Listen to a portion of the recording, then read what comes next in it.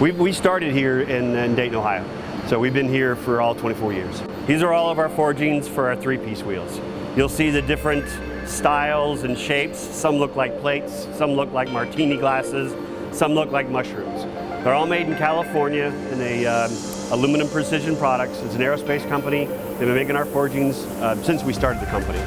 And they're basically the most regarded forging house in the States. And they make forgings for OE, Ferrari. So there's no one really else that we want to deal with. They're the best there is, and that's who we're going to work with. They heat treat everything, so we know the quality of the aluminum, and we know it's made and sourced from America. So each forging has its grain flow structure so that we can use each design to get the best strength out of it. Each turning can be into its own style and own diameter. Each turning is then put into each mill, and that's where the designs are cut out. Right here we have a DE3C. You can see the machining's very good. We don't have a lot of machining lines. We take our time cutting it so our grinders don't have to have so much work. These are our forgings. It's a one-piece monoblock. It's in a 6,000-ton press. It comes down and it compresses the top die, and then it takes the rest of the aluminum and draws it down into each width. So as you can see, when you take a look underneath it, it's an actual forging. It looks just like a wheel. Yep. All right, we take this, which weigh about 100 to 125 pounds, and make a turning. And then those turnings go into the mills that made the design. This is what's called a turning. This will take about 60% off. So it ends up being around 45 to 50 pounds, 40 to 45. And then it goes to the mill and it ends up being just under 20. So it's around 80% of the material that we take off. Turning for an 18-inch wheel probably takes about a half an hour on one side, 45 minutes to an hour on the other side. This is a race wheel, as you can see. It's an open pocket, all right?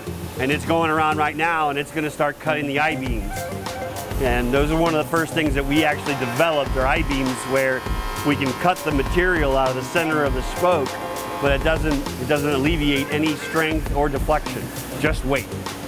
So one of those things that we started about 8 years ago, and just about every wheel we make, we try to implement the I-beam aspect into the wheel.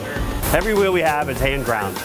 So they go and they take their tools and grinding tools, they take all the burrs off, all the machining marks, any kind of stress riser.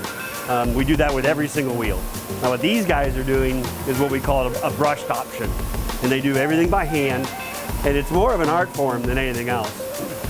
They'll do certain services in one direction and the other service in another direction. We sell a lot of it simply because of these guys, and they make it look so good. The powder coaters we have are more like an artist. You have to put the right amount down. You have to start in a certain way. Too much gets an orange peel, or it won't cure correctly because there's too much of it. Too little and it starts lightening up, and it just looks completely different. So it's got to be really even all the way across the board. What people don't understand is we do a low temperature powder coat. Everything we do is very low temperature for a powder coat, and it's never longer than 30 minutes. So we're mixing and matching all the time, trying to come up with something different. Some of the matte finishes are really popular right now, hyper silver, but really transparents are really king right now.